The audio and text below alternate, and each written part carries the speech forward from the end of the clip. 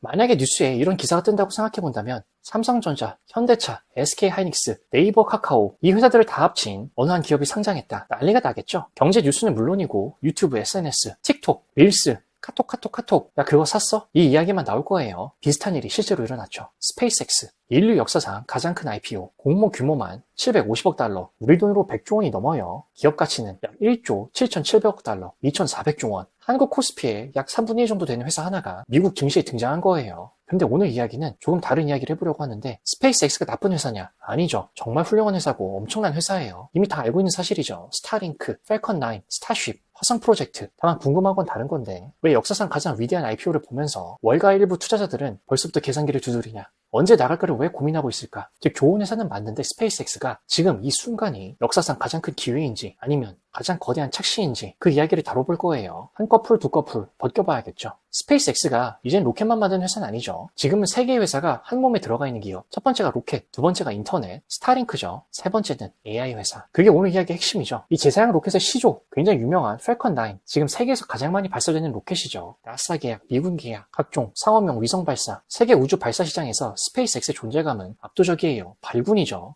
제프 베조스의 블루 오리진은 미끄덩 계속 미끄러지고 있죠. 그런데 재밌는 사실은 이 스페이스X의 로켓 부문이 스페이스X의 돈줄이면서 더 중요한 현금 인출기는 스타링크예요. 쉽게 말하면 우주에 떠있는 와이파이 공유기, 산속에서도 바다에서도 사막에서도 인터넷을 사용할 수 있게 만드는 서비스죠. 21년에 베타 서비스 가입자가 1만 명. 저 때까지는 반신반의했어요. 야, 누가 저걸 쓰냐? 특히 한국에서는 이용 가치가 전혀 없죠. 하지만 25년 가입자 900만 명. 26년에 1000만 명 돌파, 160개국 서비스, 매출 수백억 달러, 영업이익률은 40% 가까이. 쉽게 말해서 스페이스X의 로켓 비즈니스가 그 토대를 만들었으면은 스타링크가 지금은 라이징 스타로 굉장히 아름다운 우주산업 이야기를 그려가고 있던 거예요. 우주산업의 인터넷 혁명에 꾸준한 성장에 투자자가 좋아할 요소가 다 들어있습니다. 그런데 살짝 왜 그러는지는 알겠는데 약간 좀 오묘한 방향으로도 흘러가죠. 머스크가 주변을 둘러보니까 AI 시대가 열리고 있죠. 챗GPT, 클로드, 제미나이, 메타, AI 이야기뿐이죠. 이제 머리를 굴릴 수밖에 없죠.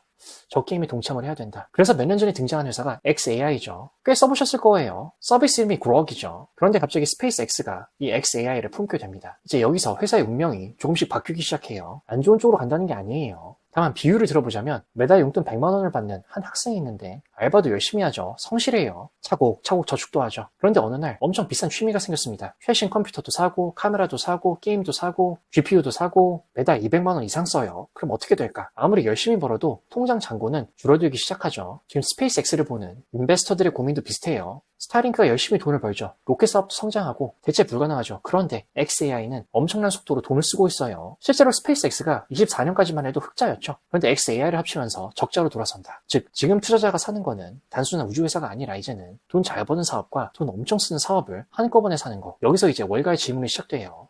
야, 우리가 사는 게 이게 우주회사야, AI 회사야, 인터넷 회사야, 아니면 셋 다? 이 질문이 생각보다 굉장히 중요할 수 있는 게 시장의 많은 수요들은 좋은 회사도 좋아하지만은 일단은 이해하기 쉬운 회사도 좋아해요. 애플은 아이폰, 엔비디아는 GPU, 코카콜라는 코카콜라. 스페이스X는 로켓, 인터넷, 스타링크, 저궤도 위성? 여기서부터 어려워지는데 AI, 화성? 이 모든 걸 동시에 하고 있죠. 투자자 입장에서는 마치 메뉴판 30페이지짜리 식당에 들어간 느낌일 수 있는 거예요. 뭘 잘하는 건지 헷갈리기 시작하죠. 더 재미있는 일은 스페이스X가 AI 시장에 들어온 순간 상대가 완전히 달라지죠. 이제는 미끌미끌한 제프 베조스의 블루 오리진 등과 경쟁하는 게 아니에요. 이제는 챗GPT를 만드는 회사, 그리고 요즘 굉장히 핫하죠. 이 회사 중심으로 이제 AI가 돌아가고 있어요. 바로 엔트로픽, 클로드, 전 세계 최고의 AI 기업들과 비교당하기 시작했죠. 그렇기 때문에 월가가 이제 계산기를 바쁘게 두드리는 거예요.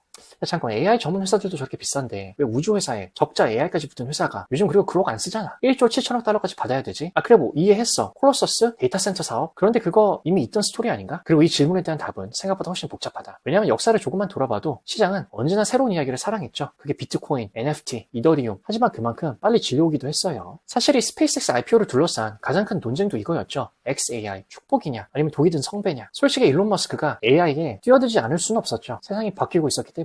22년에 챗GPT가 등장하죠. 모두가 충격받았어요. AI가 그림을 그리고 글을 쓰고 코드를 짜고 시험도 보고 의사시험, 변호사시험 다 통과하죠. 미국 빅테크가 깨닫죠. 이게 인터넷 다음이구나. 구글, 메타, 마이크로소프트, 아마존 모두 AI 전쟁이 들어가죠. 당연히 머스크도 이 싸움을 밖에서 구경할 사람이 아니죠. 원래는 오픈 AI의 공동 창업자였으니까. 그래서 선언하죠. 내가 더 잘 만들겠다. xAI로. 여기까지는 아주 멋진 이야기인데 문제는 AI라는 산업이 우리가 다 알다시피 생각보다 훨씬 돈이 많이 들어가죠. AI 회사 하나는 단순한 카페가 아니죠. 거의 도시 하나를 만드는 수준이에요. AI AI가 똑똑해지려면 엄청난 컴퓨터가 필요하죠. 엄청난 전기가 필요하죠. 엄청난 반도체가 필요합니다. 그리고 엄청난 데이터 센터가 필요하죠. 그리고 돈이 엄청나게 필요합니다. 엄청나게. XAI도 예외가 아니죠. 그래서 여기서 등장하는 게 바로 콜로서스. 이름부터 영화에 나오는 최종 보스 같죠. 쉽게 말하면 지구에서 가장 거대한 AI 훈련 공장 중 하나. 엄청난 GPU, 엄청난 서버, 엄청난 전력, 엄청난 비용, 스케일이 어마무시해요. 그러니까 또 월가가 계산기를 두드리죠. 야, 좋았어. 오케이. 그런데 돈은 언제 버나? 바로 여기가 스페이스X IPO의 가장 큰 논쟁. 다른 사업부는 돈을 잘 벌고 있죠. 안정적이고. 그런데 XAI는 아직 엄청난 투자가 필요하다. 걱정하는 포인트가 도대체 XAI는 언제 흑자를 낼 것인가? 자, 축구로 치면은 오픈AI, 엔트로픽, 구글, 메타 전부 축구만 해온 선수들이에요. 그런데 스페이스X는 로켓도 해야 되고 위성도 써야 되고 인터넷도 깔아야 되고 AI도 해야 되고 화성도 가야 되죠. 자연스럽게 질문이 나옵니다.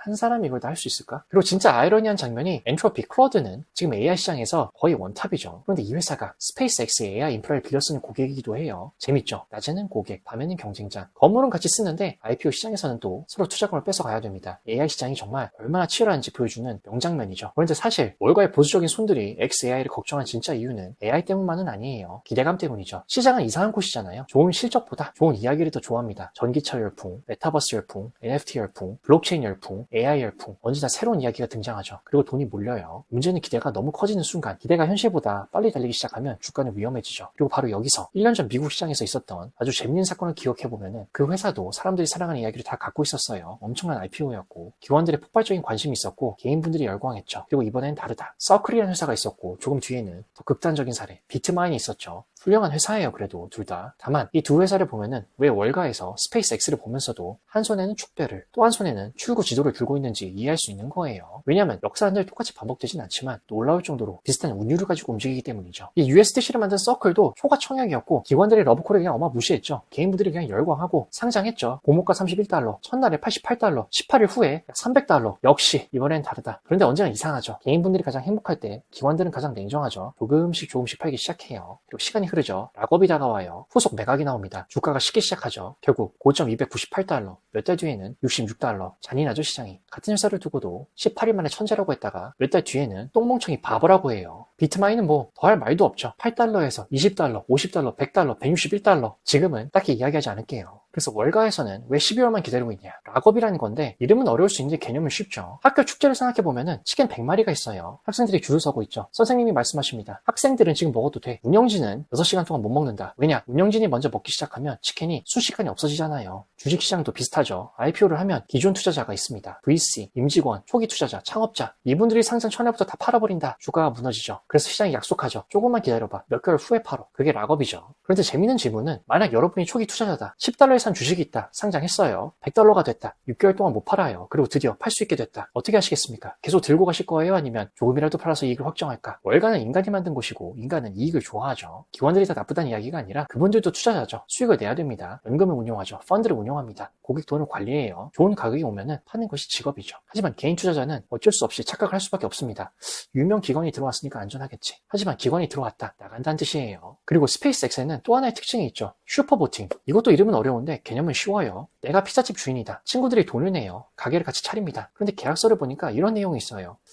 돈은 같이 됐지만 결정은 내가 합니다. 메뉴도 내가 정해요. 가격도 내가 정한다. 갑자기 해외 진출해도 내가 결정해. 주식시장에서는 이런 구조를 자동 의결권, 슈퍼보팅이라고 하죠. 즉 스페이스X 주식을 아무리 많이 사도 다른 사람들이 일론 머스크의 방향을 바꾸기는 어렵습니다. 내일 머스크가 이렇게 말할 수도 있어요. 화성에 300억 달러를 더 투자한다. AI 데이터 센터를 2배, 3배 이상 키우겠다. 새로운 프로젝트를 시작하겠다. 좋을 수도 있죠. 나쁠 수도 있습니다. 하지만 결정권은 거의 머스크에게 있다는 것. 이게 장점일까 단점일까? 사람마다 생각이 다르겠죠. 그렇기 때문에 여기서 스페이스X를 둘러싼 두 개의 미래를 보게 돼요. 하나는 불케이스. 늘 앞으로 달리죠 황소는. 스페이스X 바 분들은 이렇게 이야기해요. 스타링크 이제 시작이다. 가입자 늘어나는 거 안 보이냐? 전 세계 인터넷 시장을 먹을 수 있다. 스타쉽. 야, 우주산업 끝났어. AI? 이것도 적자인데 당연히 이거 엄청나잖아. 다른 애들 안 보여 지금? 그리고 머스크는 불가능해 보이는 걸 현실로 만든 사람이다. 이걸 믿는 분들이라면 지금 가격도 굉장히 싼 거예요. 곰도 있죠 근데. 베어 케이스. 곰은 항상 질문을 합니다. 좋은 회사인 건 알겠는데 가격은 스타링크 성장이 예상보다 느리면 AI 적자는 어떡할 거야.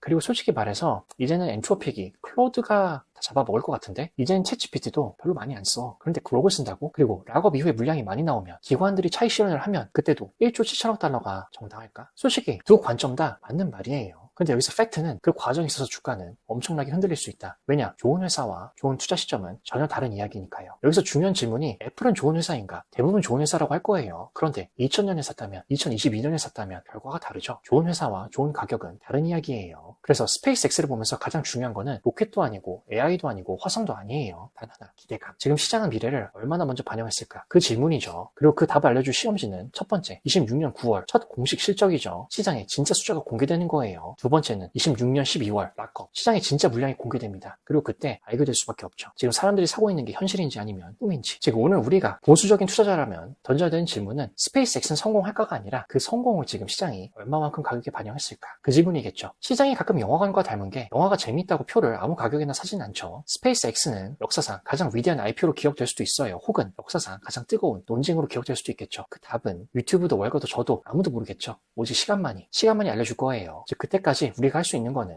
좋은 투자는 남들이 외치는 소리보다 팩트를 조금 더 가다듬고 더 듣고 흥분보다는 호기심을 가지고 가격보다 본질을 먼저 보는 것.